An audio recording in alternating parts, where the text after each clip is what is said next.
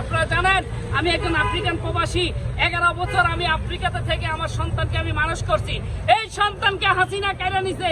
আজকে হাসিনার প্রেসক্রিপশনে এই দালাল মহিলা পারজানা আমাদের তারেক রহমানকে বলে অবৈধ, স্বরাষ্ট্রমন্ত্রীকে নিয়ে বিভিন্ন কথা বলে। আমি তারেক রহমান স্যারের কাছে লিখিতভাবে অনুরোধ করে আমি একজন শহীদের বাবা, আমি বলবো আপনি এই মহিলার বিরুদ্ধে যদি আপনার ভালো কোনো অবস্থান না নেন, আপনি মহিলাকে ফাঁসির দড়িতে না ঝুলান, তাহলে আমরা শহীদেরা মনে করবো আপনি আমাদের শহীদের সাথে গাদ্দারি করছেন।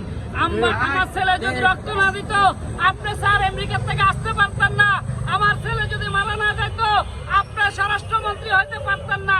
আজকে আপনারা ক্ষমতা নষ্ট করছেন। আমরা আপনাদেরকে ওয়েলকাম জানাই।